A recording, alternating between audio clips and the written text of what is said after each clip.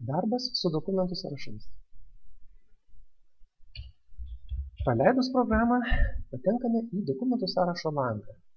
Tai vienas pagrindinių langų, kuriuose vartotojai kaip ir nemažai praleidžia laiko. Čia matome visi sukurti kompleksai, objektai, sąmatos, aktai, objektinės sąmatos, kompleksinės suvestinės sąmatos. Sąrašų, kaip matote, gali būti ne vienas, jų gali būti keli, kaip jas sukurti bus parodyti šiek tiek vėliau. Pačiame lange, kaip matote, valdymo elementų itin mažai. Čia vėlgi yra pagalbos interneto iškvietimas, komplekso objektų sąmatų paieškos laukelis, tai yra mes kažką tai įvedus, galime susirasti pamestą kažkur tai sąmatą, tačiau iš karto viena rekomendacija nekurti tokių sąrašų, kuriuose tektų kažką tai ieškoti, nes kiekviena paieška tai yra laiko gaišimas. Verčiau susiorganizuoti sąrašus taip, kad būtų lengva iš karto viską rasti. Čia žemiau yra ir informacinis laukelis, kuris parodo informaciją apie kompleksą, atitinkamai objektą ar kažkurią tai sąmatą. Tai yra pavadinimas, kada sukurta, kas sudarytojas, kokia yra bendra suma ir įvykdymo procentas. Ir galime suskleisti. Kompleksai, objektai, sąmatos vaizduojamos medžio pavidalu, kaip kad ir įprasta visur Windows terpėje. Tai yra, įsivaizduokite, kaip direktorius. Yra kompleksas, yra objektas, yra objektinės sąmatos, aktai ir taip toliau. Galite susiskleisti, išsiskleisti kelis kompleksus, objektus, sąmatas ir matyti jų abiejų turinį viename lange. Iš karto viena pastaba, kaip kad ir su visais langais CS3 programoje, jų padėtis, dydis, nusakomas tik tai jūsų pasirinkimai. Gali būti per visą ekraną, gali užimti kažkokią dalį ir dydis pagal jūsų poreikius. Nauji kompleksai kuriami paspaudus dešinį pelės mygtuką, tai yra iškvietus kontekstinį meniu, ties bet kuriuo sąraše jau esančių kompleksų. Pasirinkus punktą naujas kompleksas, atsiranda naujo komplekso sukūrimo langelis. Įvedame pavadinimą. Kodą programa siūlo, bet jūs galite nusistatyti bet kokį norimą, tarkim, mok1. Paspaudus mygtuką daugiau galima, bet nebūtina, įvesti ar pasirinkti užsakovą, rangovą, sutartį, numerį, kas bus statybos vadovas, susirašyti kitas pastabas. Čia pastabos yra grinai sąmatininkų. Kai kada reikia paruošti dokumentaciją ir taip toliau. Paspaudus mygtuką tvarka arba klaviatūroje Enter, kompleksas atsiranda. Paspaudus ties jo dešinį pelės mygtuką, galime jame kurti naujus objektus. Vėlgi, tvarka yra ta pati. Vedame pavadinimą.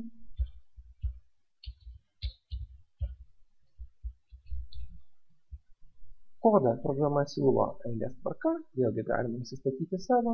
Paspaudus mygtuką daugiau, galima pasirinkti parametrus, į kokį kompleksinį skyrių pateks šito objekto sąmatos.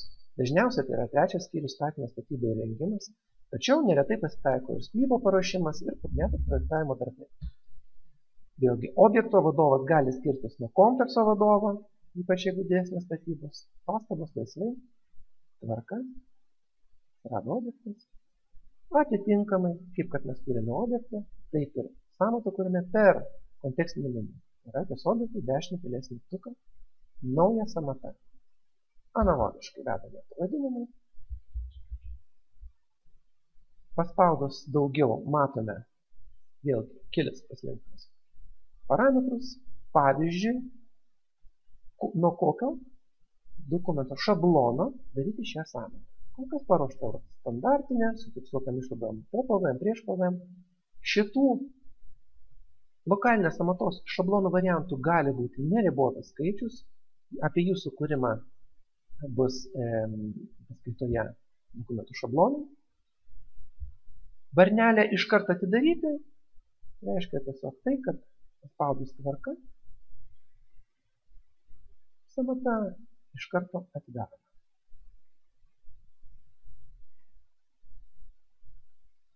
Sąmatas, objektus ar ištisus kompleksus galima kurti ne nuo lygios vietos, o kopijuojant iš kažkur tai kitur. Tarkim, jeigu jūs prisimenat, kad buvo daryta sąmata, kuri dabar bus reikalinga praktiškai nepakeistam pavidale, tai be abejo yra lengviau ją tiesiog nukopijuoti. Dešintelės mygtuką, įsiminti. Įterpti. Štai mes gavome šitos sąmatos kopiją čia. Ją galima atsidaryti, redaguoti, tvarkyti pagal savo poreikius. Analogiškai su objektais ir kompleksais. Kopijuoti galima be jokios abejonės ne tik tam pačiam sąraše, galima iš sąrašo į sąrašą.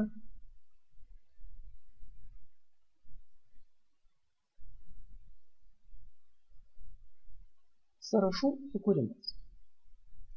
Ties bet kuri iš šitų viršuje esančių šaknelių galime paspausti dešintelės mygtuką ir pamatome vėl kontekstinį meniu, kuriame yra punktelis naujas.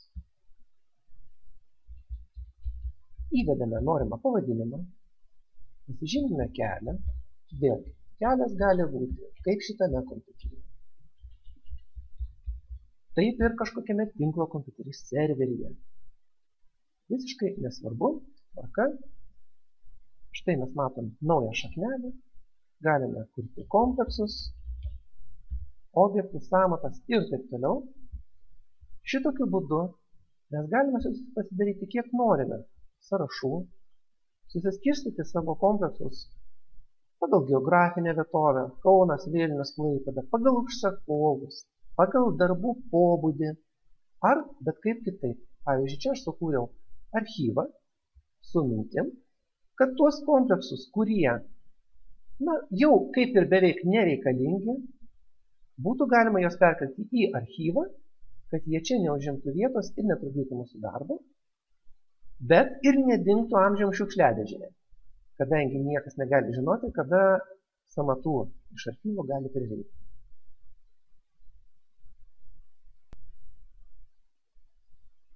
Labai svarbi priemonė, dirbant su dokumentais, yra variantai. Jų panaudojimo pavyzdžiai bus išdėstyti daugiau kalbant apie sąmatas, darbą su sąmatomis. Tačiau, kadangi tai ne tik tai, variantai gali būti ne tik tai sąmatoms, bet ir objektams ir kompleksams, galima trumpai apžiūrėti jas ir čia. Pasirinkus bet kurį dokumentą ar objektą ar kompleksą, ir iš kontekstinio meniu pasirinkus variantai, iš karto automatiškai sukuriamas antrasis šios, pavyzdžiui, sąmatos variantas. Mes tarp jų galime vaikščioti tiesiog bakstelius kelite atitinkamo skaičiuko. Šiuo metu variantai yra, kaip ir kopijos, jie vienodi, tačiau tai yra du atskiri dokumentai. Jie gali skirtis sumomis, gali tie dokumentai skirtis netgi ir turiniu. Pačios yra įvairiausios situacijos. Pavyzdžiui, kai sąmatos sudarytojas nėra iki galo įsitikinęs, kokią, pavyzdžiui, santechniką norės vartotojas, ar neįsitikinęs dėl kiekių. Jisai padaro kelis variantus su skirtingais kiekiais, su skirtingom medžiagom, kažkokiais tai kitokiais parametrais ir tada gali iš karto greitai pasiūlyti užsakovui, tarkim, peržiūrėti visus tuos tris variantus. Be abejo, galiausiai liks kažkuris tai vienas darbinis variantas, su kuriuo po to ir bus dirbama, tarkim, vykdomi darbai pagal. Tačiau ne visada. Dėl kartais iškylančio poreikio skirtingai aktuoti įmonės viduje ir užsakovui, šios, pavyzdžiui, sąmatos varianto sukūrimas mums padeda atskirti aktavimo srautus. Vieną mes darytumėm pagal pirmą, tarkim, variantą, nors variantai identiški. savo laikotarpiais, savo konkrečiai kiekių suskirstymo metodiką ir taip toliau, o pagal antrąjį variantą galime optuoti užsakovą. Jie bus nepriklausomi.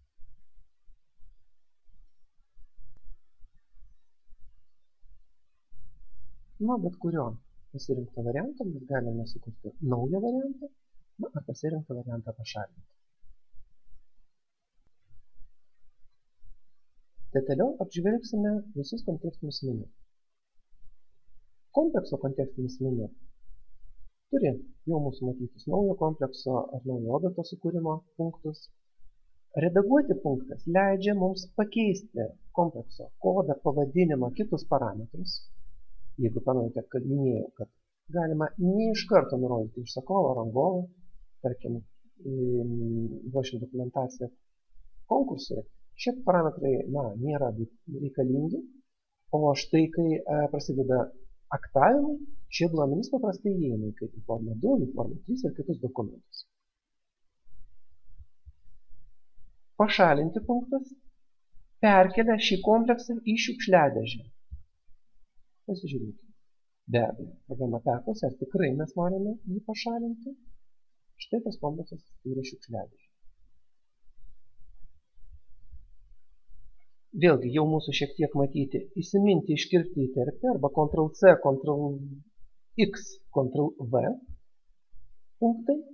Jie bus tokie patys kaip kompleksui, kaip objektui, sąmatai, kitiem dokumentam.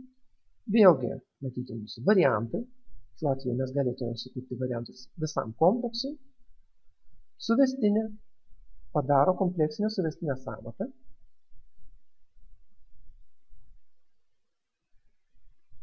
Štai matote, nuoroda atsiranda komplekso gale, po visais objektais. Taip pat, čia yra punktas atlikti darbų suvestinė, apie jį galbūt detaliau kalbėsime skyriuje apie sąmatas, darbą su samatomis. Atsiprašau, ne su samatomis, su aktais be abejo. Išrankos punktas leidžia parengti medžiagų, tinkamai mechanizmų ir rengimų poreikio žiniaraščius, šiuo atveju iš visų to komplekso sąmatų.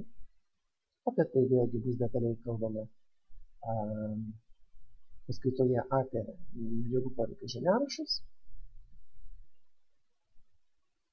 Objekto kontekstinis meniu turi punktus naujo objekto sukūrimai, naujos sąmatos sukūrimai, atitinkamai redaguoti, pašalinti, įsiminti, įterpti, variantai. Kaip matote, šie punktai labai panašus į tai, kas buvo komplekse. Objektinė sąmata. Sukūrėme apie tą punktą atitinkamai, gaunam objektinę sąmatą, apie ją vėlgi bus atskira paskaita. Atliktų darbų suvestinė, išrankos, lygiai taip pat kaip kompleksų. Sąmatos kontekstinis meniu jau turi punktą atidaryti, kadangi tai yra dokumentas, skirtingai nuo objekto ir komplekso. Bet toliau eina punktai, kaip matote, tokie patys kaip objekto ir komplekso. Papildomai yra keli punktai išvestinių iš sąmatos dokumentų, kaip likutinė sąmata, tai yra sąmata minus visi aktai, išpildomoji sąmata, tik visų aktų suma, sanklaupinis žurnalas, tai yra atitinkamai tokios forma, kur stulpelis išdėstyti visi aktai su kiekinė informacija, procentinė informacija ir taip toliau. Palyginamoji sąmata leidžia mums sudaryti norminę sąmatą, tai yra surinkti iš naujo sąmatą pagal pasižymėtą sąmatos ruošinį, pavadinkim tai pagal kodus, iš normatyvinės bazės iš naujo, mes tada ją galim, sakant, turėti norminę, arba norminę sąmatą su skirtumais, tiesiog programa dar papildomai išryškina, kokie resursai papildomai įdėti, ar kurie išmesti, kur skiriasi nuo norminės. Kaina, norma ir taip toliau. Akto kontekstinis meniu yra pakankamai mažas.